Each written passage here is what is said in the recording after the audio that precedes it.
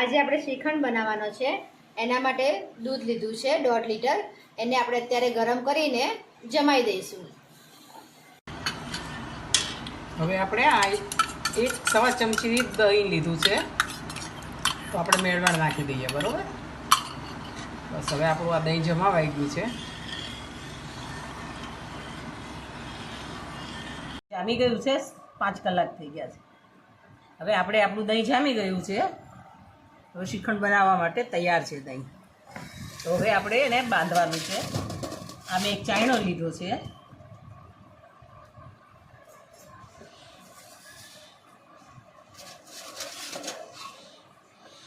હવે આ આપણે છે ને તો શ્રીખંડનું જ કપડું છે.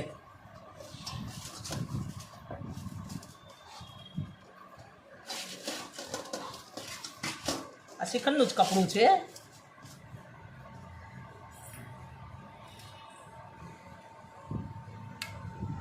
આપણું દહીં કેટલું સરસ તૈયાર થઈ ગયું છે.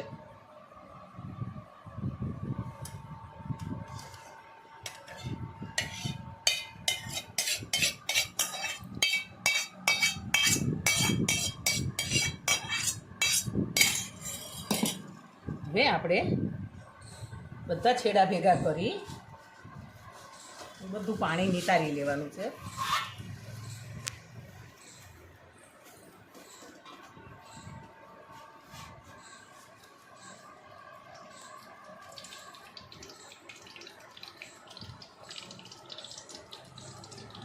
બધું પાણી નીચે ઉતરે છે.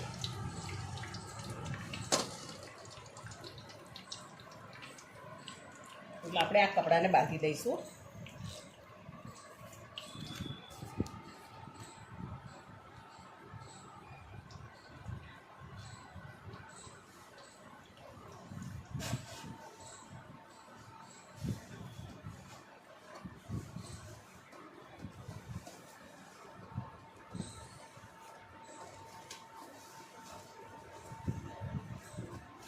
હવે આની પર આપણે વજન મૂકી દઈશું.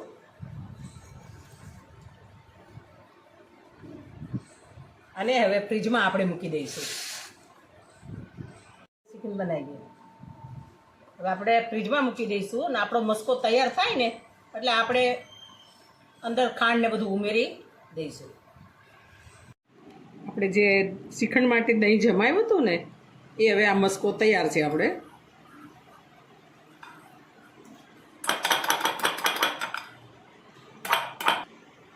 આપણે જે શ્રીખંડ માટે દહીં જમાવ્યું હતું ને તો હવે એ મસ્કો તૈયાર છે.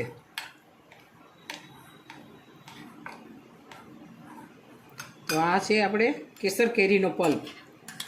મેંગો શ્રીખંડ કરવાનો છે ને એટલે આ થોડું કેસર દૂધમાં પલાળી રાખ્યું હતું.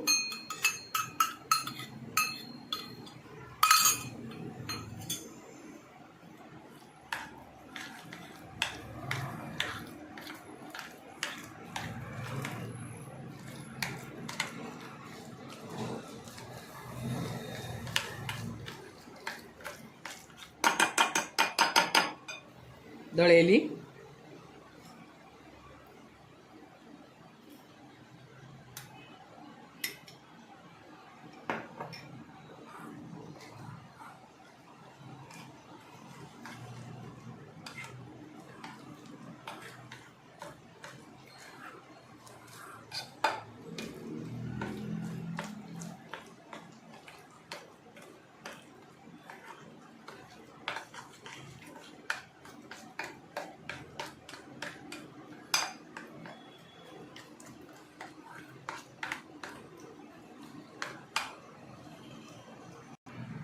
હવે આપણે આપણો શ્રીખંડ તૈયાર છે. હવે આપણે એમાં સર્વ કરીશું.